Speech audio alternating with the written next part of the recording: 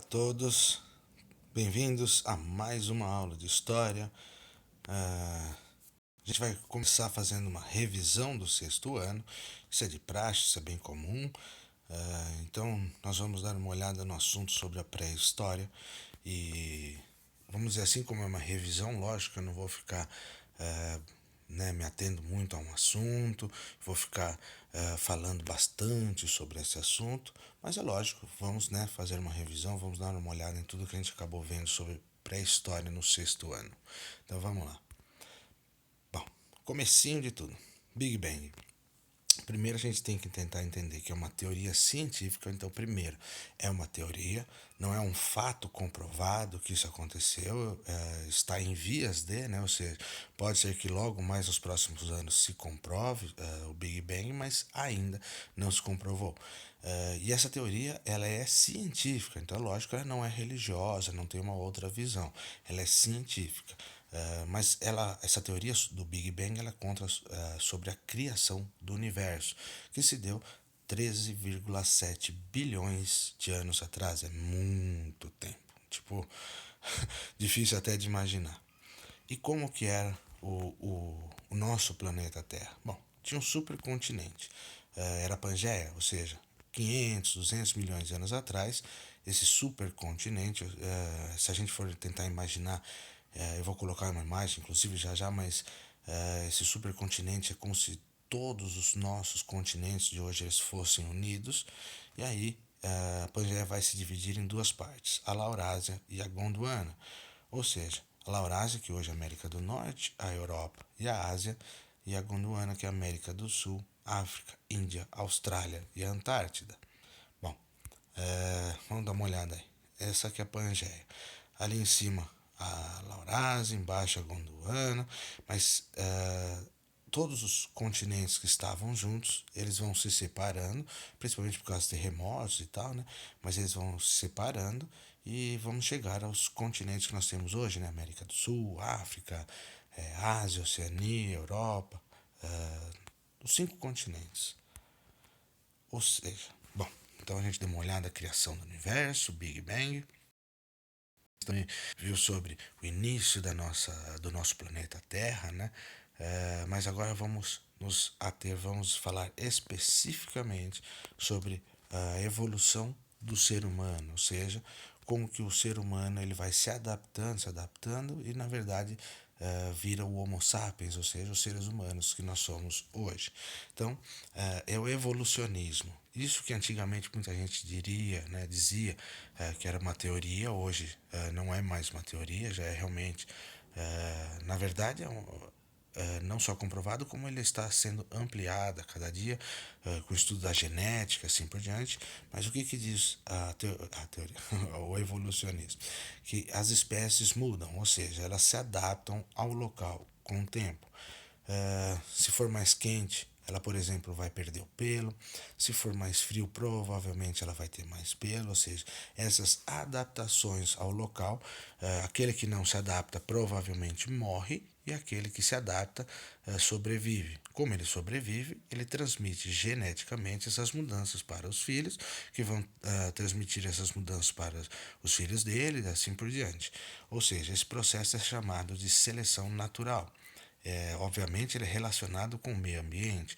Como eu disse, se o lugar é mais seco, se o lugar é mais úmido, se o lugar é mais frio, mais quente, mais alto, mais baixo e assim por diante. Quem começou a criar essa ideia do evolucionismo foi Charles Darwin. Foi no livro A Origem das Espécies, um livro muito bom. É complicado de ler, tá? Mas é um livro muito bom.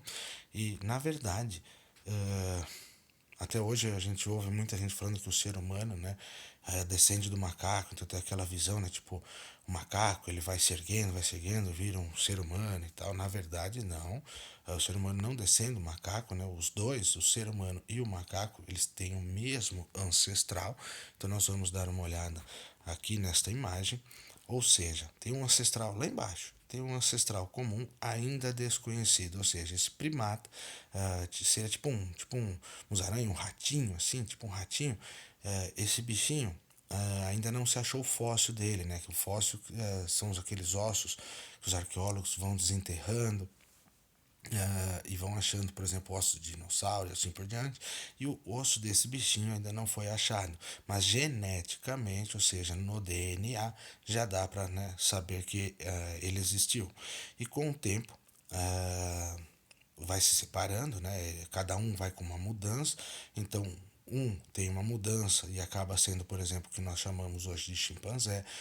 Outros têm umas mudanças, como por exemplo Australopithecus, mas eles não sobreviveram. E o gênero Homo, ou seja, nós, seres humanos, nós sobrevivemos. Então, se for ver, o gênero Homo, ou seja, nós, seres humanos, e o gênero Pão, o chimpanzé, por exemplo, eles têm o mesmo ancestral em comum. Tanto que tem gente que brinca que o ser humano seria tipo o primo do chimpanzé. Bom, os antepassados humanos, de 8 a 4 milhões de anos atrás, o gênero Homo começa a se formar ali há 2 milhões de anos atrás. Os humanos modernos, tipo, vamos dizer assim, parecidos já fisicamente, o Homo sapiens, que nós vamos, né, dar uma olhada em tudo isso melhor, há 200 mil anos atrás, e aqueles humanos iguais a nós, que inclusive já vão começar num processo de sociedade ali, de desenvolver algumas ferramentas, alguma coisa assim, que lógico vai levar à criação das cidades, das sociedades que nós vivemos hoje. Bom, vamos lá então. O Homo sapiens, ou seja, né, o ser humano. O ser humano pertence a essa espécie, então nós, seres humanos, somos Homo sapiens. Onde que surge o Homo sapiens? Ele surgiu na África, há 150 mil anos atrás. O que significa Homo sapiens? O homem que sabe. Ou seja, são vários tipos de hominídeos, né? Mas o Homo sapiens, nós, seres humanos, somos racionais, a gente pensa, a gente sabe as coisas. Portanto, Homo sapiens. Outros tipos de hominídeos que viveram nessa época, que na verdade muitos até acabam falando homem das cavernas, algumas coisas assim. Tem o homem de Neandertal, principalmente ali na região da Europa. Eles estão extintos, ou seja, 30 mil anos atrás eles deixaram de existir, né, mas também produziram ferramentas, um cérebro grande, vamos dizer assim, um cabeçudo, parecido com o ser humano. Mas esse homem de Neandertal, apesar de extinto, o DNA dele ainda está dentro dos seres humanos. É pouco DNA hoje em dia, mas ainda está dentro dos seres humanos. E o outro hominídeo, denisovano, ele não possui um nome científico ainda, como por exemplo o homem de Neandertal, Homo sapiens e tal. Não foi achado ainda o fóssil, né, o osso desse hominídeo, né, mas através da genética, né, do DNA, a gente conhece, a gente sabe que ele é existente, tanto que ele é parente mais próximo do Neandertal do que do Homo sapiens, mas de qualquer forma esses três hominídeos vão dar origem, principalmente na genética, no DNA, aos seres humanos que nós somos hoje. Portanto, nós somos Homo sapiens, mas também temos DNA, também carregamos a genética do homem de Neandertal e do homem denisovano. Eu até me perguntaram da outra vez, o Homo sapiens, ah, o Homo sapiens, se ele surgiu na África, então, né, os primeiros seres humanos eram negros, sim, eram negros. Muito provavelmente, nós seres humanos, temos uma quantidade de pelo igual a do chimpanzé, é a mesma quantidade de pelo do macaco chimpanzé, só que o nosso pelo ele é mais fininho, tal, então não aparece tanto. Mas de qualquer forma, essa perda de pelos, né, esse pelo mais fininho e tal, fez com que o ser humano, lógico, deixasse a pele mais exposta ao sol, principalmente na África, que tem bastante sol. E aí é lógico, a pele do ser humano tem melanina, é ela que faz a pele escurecer ou embranquecer, ou seja, quanto mais sol, mais a pele fica bronzeada, fica escura. E assim os primeiros Homo sapiens, os primeiros seres humanos ali na África, com certeza então eram negros, muito provavelmente quando eles saem dali e vão para o norte, tipo para a região da Europa, como é menos sol, A melanina ela age de uma outra forma, ou seja, ela embranquece, então o cabelo fica mais loiro, o olho fica mais azul, mais verde, a pele mais clara, mais branca. E ali dizem, inclusive, que provavelmente com o DNA do denisovano, mas surgem de alguma forma os orientais, que ainda não há uma explicação científica, por exemplo, porque que os orientais têm o olho, que a gente diz no Brasil, né, o olho puxado, vamos dizer assim. Bom, voltando aqui à pré-história. Então, primeiro, pré-história, né? É um conceito antigo, pré-história, ou seja, antes da história. Na verdade, os caras falavam que a história começou quando os seres humanos começaram a escrever. Isso não cola mais, isso não rola mais. Porque os indígenas, por exemplo, do Brasil, escreviam, sei lá, várias tribos não. Mas por causa disso eles não tinham história, lógico que tinham, né? Então, mas de qualquer forma ainda chama pré-história, então vamos utilizar esse nome, pré-história, para falar de antigamente, né? Na época do homem das cavernas. Então a arte rupestre, né, são desenhos e imagens em cavernas, são produzidos por humanos há 40 mil anos atrás. Essas imagens que normalmente a gente vê dentro das cavernas, elas eram pintadas ali, a tinta usada, sei lá, um inseto esmagado, alguma coisa assim, e aí tem gente que até é estranha, mas né? O nome né? Eles esmagavam um inseto, mas esmagava o verme, por exemplo, até hoje a gente fala a cor do verme, né? A cor vermelho, então isso é bem comum, mas de qualquer forma, uma coisa que também é legal deixar claro assim é que na época dos dinossauros não existia seres humanos, há milhões de anos atrás, eles são extintos, eles deixam de existir, e aí muito tempo depois que vai surgir o ser humano, né, o Homo sapiens. Então o dinossauro foi extinto, eles foram extintos, mas não existe mais dinossauro, aí é que está o negócio. Na verdade, vamos dizer assim, o descendente do dinossauro, eles se adaptaram, eram grandes e tal, né? Não vai muito na do filme, do desenho, eles não muito com lagarto, não. Na verdade, eles eram. Alguns possuíam inclusive pena e tal. Tanto é que eles se adaptaram, né, ao mundo que era possível, vamos dizer assim. E, entre aspas, o dinossauro que é adaptado ao mundo moderno, a gente não chama mais ele de dinossauro, a gente chama ele de ave, né? São as aves. São pássaros, galinha e assim por diante. E os principais períodos ali da pré-história a gente deu uma olhada também. O Paleolítico é um período enorme, de 2 milhões e meio até 2.000 anos atrás. Idade da pedra lascada, os seres humanos fazem instrumentos ainda feitos de pedra, eles são nômades, ou seja, não tem residência fixa, não tem uma casa, vamos dizer assim. Um dia dorme na caverna, outro dia dorme na beira do rio, outro dia em cima da árvore. O que eles comiam? Os animais mortos, alguma caça que eles conseguiam ali com alguma, por exemplo, uma lança de pedra que eles faziam. Então, a coleta, lógico, de frutos, alguma coisa assim. Tem inclusive algumas imagens dessa época aí dos seres, dos hominídeos dessa época aí.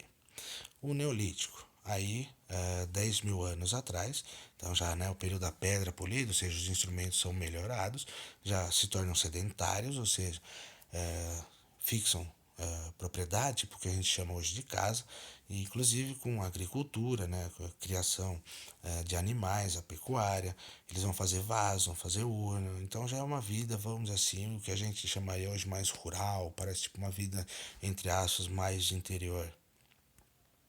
E a idade dos metais, aí esse último período, também dentro do Neolítico, mas essa idade aqui, né, nessa época aqui, o ser humano ele consegue já, lógico, né, dominar os metais, né, fazer uso do bronze e tal.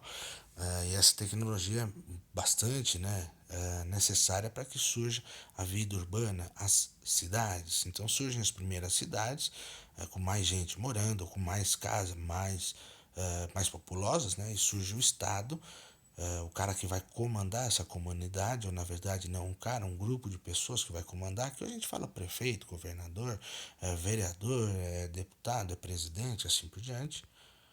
A divisão do trabalho já tem função profissional, então não fica todo mundo caçando, todo mundo pescando. Na verdade, a filosofia, um vai pensar, a medicina, outro vai curar um doente, aritmética, geometria, astronomia, o estudo dos astros, da matemática. Essa produção rural, essa agricultura, o que sobra, né, o excedente, então vamos lá, o cara plantou, sei lá, 10 laranjas. Quanto que vai gastar na família ali? Quanto a família consome? 8. Dessas duas que sobram, o excedente, vai ser vendido. Então, quem produz mais, vende mais, ganha mais. Quem não tem condição de produzir, assim por diante, ou seja, é o rico, é o pobre. Construções urbanas monumentais, são já o início de algumas pirâmides, de casas enormes.